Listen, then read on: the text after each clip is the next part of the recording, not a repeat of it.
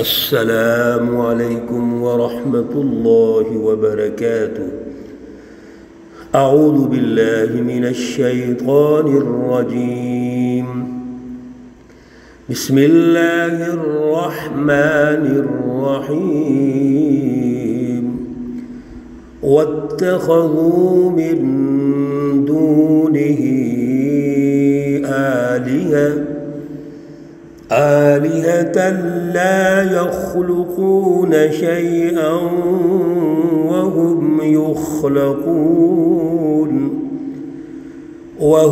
يخلقون ولا يملكون لأنفسهم ضرا ولا نفعا ولا يملكون موتا ولا حياة ولا نشورا۔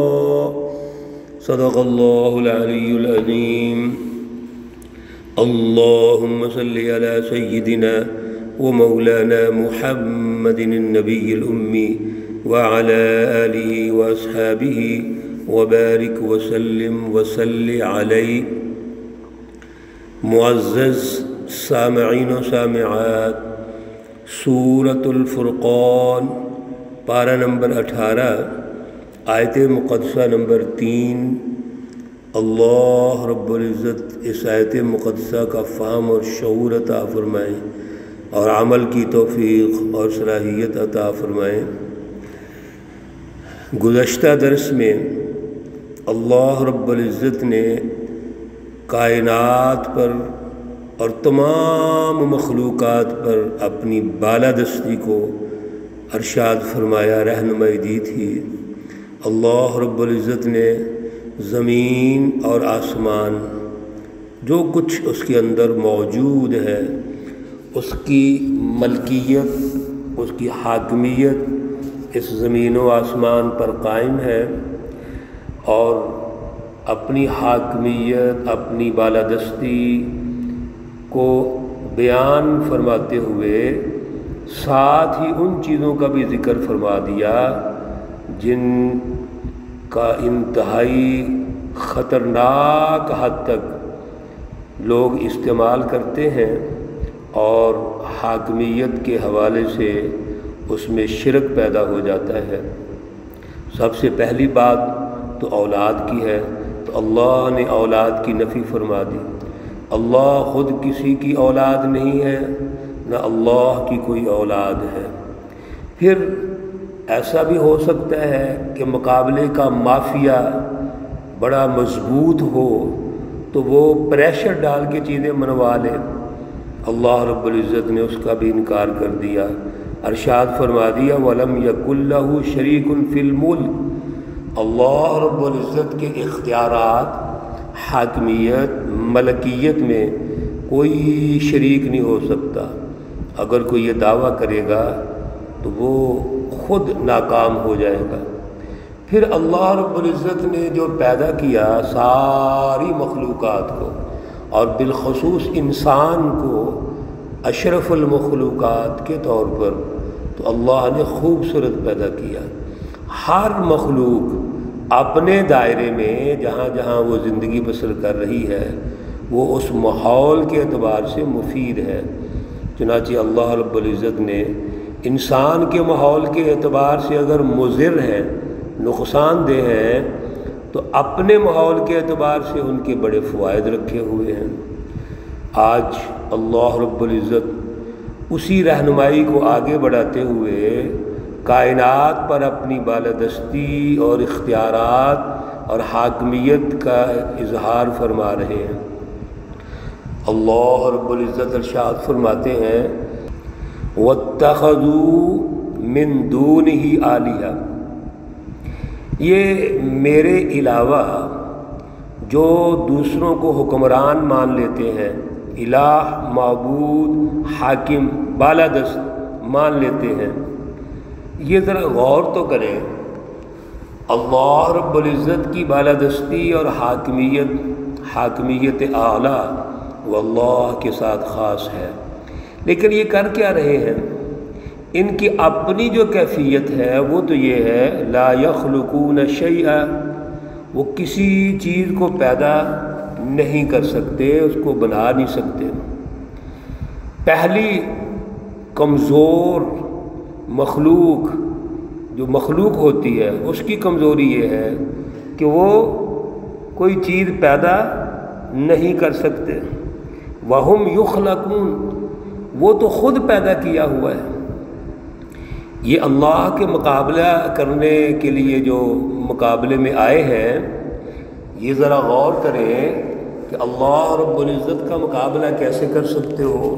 اللہ تو خالق ہے، ذرے ذرے کا اللہ خالق ہے، اور یہ انسان جو بڑے دعوے کرتا ہے، متکبر ہو جاتا ہے، فخر اور غرور کرتا ہے، اللہ کے مقابلے میں آتا ہے، اللہ کی سچی جماعتوں کے مقابلے میں آتا ہے، تو اس کی حقیقت تو یہ ہے یہ خود پیدا شدہ ہے، اللہ نے اس کو پیدا کیا۔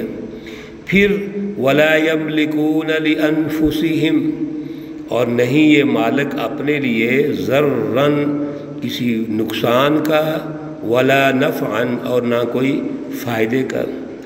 یہ انسان اتنا بھی اختیار نہیں رکھتا کہ اگر کوئی نقصان ہو رہا ہے تو اس کو فائدے میں تبدیل کر دے۔ ہاں یہ بات ضرور ہے کہ اللہ رب العزت نے اعلیٰ شعور اور عقل دی تاکہ آپ غور و فکر کر کے ان چیزوں کو دور کر دیں جو نقصان دہ ہیں، وہ خیالات کے اعتبار سے ہو، وہ فلسفی کے اعتبار سے ہو، نظریات کے اعتبار سے ہو، یا کوئی عملی سسٹم کی تشکیل کا مسئلہ ہو۔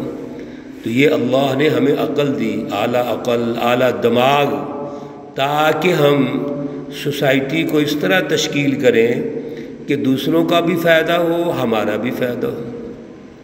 لیکن حقیقت میں انسان کسی ضرر کا یا نفع کا وہ مالک نہیں ہے۔ ہم نے بے شمار دفعہ یہ دیکھا کہ ایک انسان وہ نفع کے لیے کام کرتا ہے، جد و جہد کرتا ہے، لیکن نقصان ہو جاتا ہے۔ ایک انسان کوشش کرتا ہے وہ آگے نکلے، وقتی طور پہ کوئی رکاوٹیں آ گئیں، سستی کاہلی آ گئی، وہ پیچھے آنا شروع ہو جاتا ہے۔ اسی طریقے سے کوئی کسی کا نقصان کرنا چاہے، کسی کو مارنا چاہے، ظلم کرنا چاہے، نقصان کرنا چاہے، اللہ رب العزت جب اس انسان کو نقصان کرتے ہوئے دیکھتے ہیں کہ یہ دوسروں کا نقصان کر رہا ہے، تو اللہ وہاں کے حالات کو تبدیل کر دیتے ہیں، اور اللہ کی جو فائدے کی قوتیں ہیں وہ غالب آ جاتی ہیں۔ اس لیے بذات خود انسان کا اللہ نے یہ اس کی کمزوری ارشاد فرما دی کہ لا یملکون لانفسہم ضرًا ولا نفعا، یہ کسی نقصان کا، برائی کا یا نفع کا یہ مالک نہیں ہے۔ پھر اور بات آگے چلیے، ولا یملکون موتا، یہ کسی کو مارنے کی بھی طاقت نہیں رکھتا، مالک نہیں ہے یہ۔ ولا حیاتا، اور نہ ہی زندگی دینے کے لیے یہ کوئی اختیارات رکھتا ہے۔ دنیا میں جب بچہ آیا، پیدا ہوا، تو اللہ رب العزت کی عنایت سے آیا ہے، اس کے کرم سے آیا۔ اللہ رب العزت کا جو ایک سسٹم ہے، تخلیقی نظام، اس تخلیقی نظام کے دائرے میں رہتے ہوئے جو اللہ نے اس کی خصوصیات رکھی ہیں، دائرے اور تقاضے رکھے ہیں، اس کے نتیجے میں یہ بچہ دنیا میں آتا ہے۔ پھر اس نے دنیا سے جانا کب ہے، کیا اس کا شیڈول ہے، موت کب آئے گی، کہاں آئے گی، یہ اللہ فرماتے ہیں کہ یہ انسان اس کا ذرے کا مالک نہیں ہے۔ ان اللہ عنده علم الساعة وينزل الغيث ويعلم ما في الأرحام وما تدري نفس ماذا تكسب غدا وما تدري نفس بأي أرض تموت ان اللہ علیم خبیر۔ 5 چیزیں ایسی ہیں جو کوئی انسان نہیں سمجھ سکتا، اس میں ایک موت بھی ہے۔ موت کہاں آئے گی، کب آئے گی، کیا اس کا وقت مقرر کون سا ہے، یہ صرف اللہ رب العزت کی ذات اقدس جانتی ہے۔ آج دنیا سے ہزاروں لوگ چلے گئے اور مخلوقات آئیں اور چلی گئیں، لیکن یہ اللہ کو اس کے شیڈول کا پتہ ہے۔ اذا جاء اجلها لا يستأخر منه ساعة ولا يستقدمون، جب کسی کا وقت مقرر آ گیا تو پھر وہ ٹل نہیں سکتا، اللہ کے علم میں ہے یہ، اس لیے لا یملکون موتا ولا حیاتا، نہ یہ موت کسی کو دے سکتا ہے، اس کا مالک ہے، اختیارات ہیں، اور نہ ہی یہ زندگی دے سکتا ہے، ولا نشورا، اور نہ ہی وہ جب دوبارہ اٹھیں گے، اور دوبارہ اٹھنے کی جو طاقت اور اختیار ہے یہ بھی اللہ کے پاس ہے۔ اللہ رب العزت جب قبروں کے اندر ہم قبور میں تدفین کرتے ہیں، اپنے بہن بھائی عزیز کو اس قبر میں ہم دفن کرتے ہیں، سپرد خاک کرتے ہیں، تو اللہ رب العزت ان کو دوبارہ اٹھائیں گے۔ قیامت کا منظر ہوگا، اللہ ہر شخص کو اس کی قبر سے اٹھائیں گے، اور میدان حشر کی طرف تمام جو اموات ہیں، میتیں ہیں، لوگ ہیں، وہ اٹھ کر اللہ کی طرف بھاگیں گے۔ یہ کون کر رہا ہے سارا کچھ؟ اللہ فرما رہے ہیں یہ اللہ کے علم میں ہے، اللہ کے اختیارات میں ہے، یہ کوئی انسان اس کا مالک نہیں ہے۔ میرے عزیزو، جب ایک انسان کسی چیز کی ملکیت ہی نہیں رکھتا، اختیارات ہی نہیں رکھتا، بے بس ہے وہ، بلکہ دنیا میں آج تک مشاہدہ یہی ہے، خواہ وہ کسی خطے سے ہو، کسی مذہب سے ہو، کسی ملک سے ہو، کسی اور بر اعظم سے ہو، ایک بچہ جو دنیا میں آیا خالی ہاتھ آتا ہے، اس کے تن پہ کپڑے بھی نہیں ہوتے، اور جب دنیا سے جاتا ہے تو جو کچھ اس نے پہنا ہوتا ہے اتار لیا جاتا ہے۔ اگر اس نے کوئی پینٹ شرٹ پہنی ہے، خوبصورت لباس پہنا ہوا ہے، قیمتی لباس پہنا ہوا ہے، تو اس کو کاٹ کے اتار دیا جاتا ہے۔ اب اس بندے کو غسل دیتے ہیں ہم، اور سادہ سے کفن، جس کو کفن کہتے ہیں، اس سادہ سے کفن میں اس کو دفن کیا جاتا ہے، اور کچھ بھی ساتھ نہیں لے کے گیا، آیا خالی ہاتھ، گیا خالی ہاتھ، تو یہ انسان ہے کیا پھر؟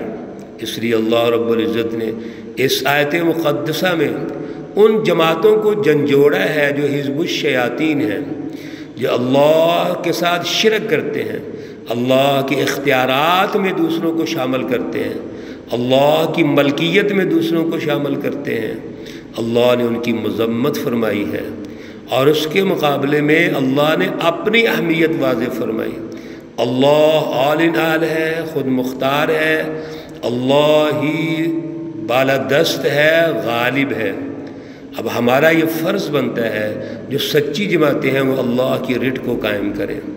اللہ رب العزت ہمیں اعلیٰ شعور اور عمل کی توفیق اور صلاحیت عطا فرمائے۔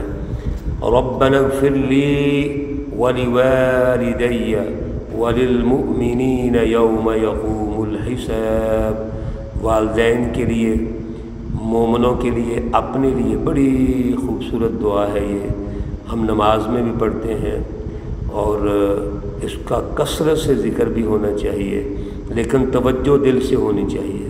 اللہ رب العزت تمام مرحومین و مرحومات کو جنت الفردوس میں اعلیٰ مقام عطا فرمائے۔